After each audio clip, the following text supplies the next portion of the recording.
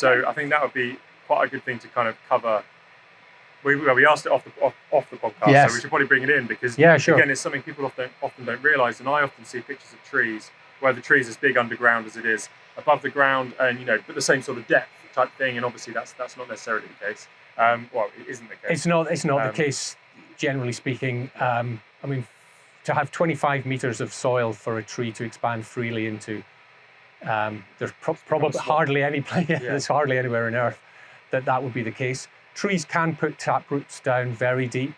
There's been some amazing studies done over many decades, actually, where if you take an excavator and you dig, you find tap roots going really, really deep. But generally speaking, the trees are having to make do with the space between the litter layer, which you can see very clearly here, what we would think of as the top of the ground, and hard rock. In this case, it's hard sandstone rock. And also in this case, there's a layer of hard clay between the trees and the sandstone rock. So generally speaking, they won't go below the clay unless there's cracks in that clay that they can work through and round.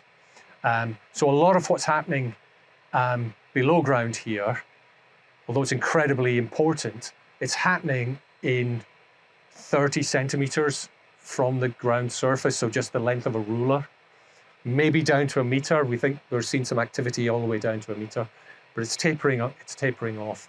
It's very much in that. In fact, even in the top 10 centimeters, it's a huge amount of activity happening because that's where all the nutrients are being recycled by the trees and their roots, but also by the fungi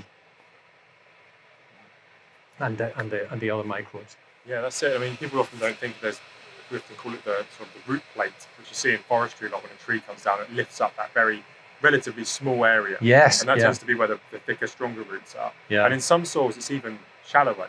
Chalk soils, it's very, very thin. Yeah, there isn't that capacity for trees' roots to actually go very deep at all. No. But people often don't realise that. You think there's this great big depth of soil, and this is something we looked at again in another podcast with John Little, where we talked about some of the experiments he's doing using sort of waste construction materials like crushed brick and crushed concrete, and how he's using that actually instead of soil, which has a number of benefits because it's low nutrient, which means there's less competition for things like wildflowers and species that live on very low nutrient soils, which we've lost a lot of in this country. Yes, yeah. And also it's very, very low carbon because you quite often can source it very locally. Yeah. You're recycling the material. Yeah. And there's much, much, much less maintenance because without the nutrients, there isn't the competition, which means it's less input from you to kind of manage and maintain. Yeah, no, I think there's lots of important and innovative work going on in that area. It's changing the way that urban spaces are conceived of and how you manage them. I mean, if I was to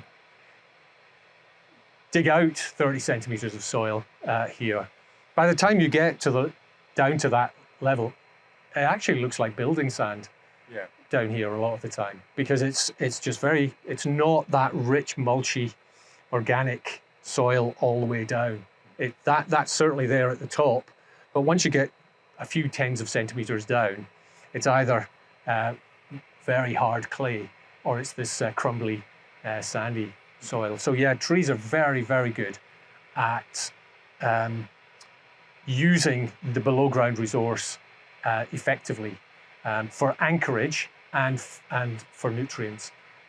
But this is not a high nutrient sort of system. It's not like crops where you're taking away a lot of the essential nutrient to feed us. So you're taking away where all the nitrogen has gone into the seeds. You're taking that away in your harvest, and then you're going to have to put that back in. Otherwise, the soil is just going to run out of its nutrients. Here, we're looking at something much closer to a closed system. It's not entirely closed. There's some interesting issues around that, but it's much more like that.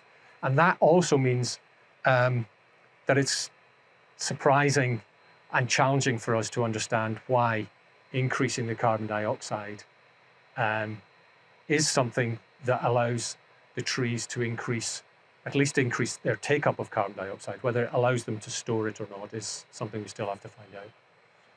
Yeah, look forward to finding it out and hearing all the stories at the end.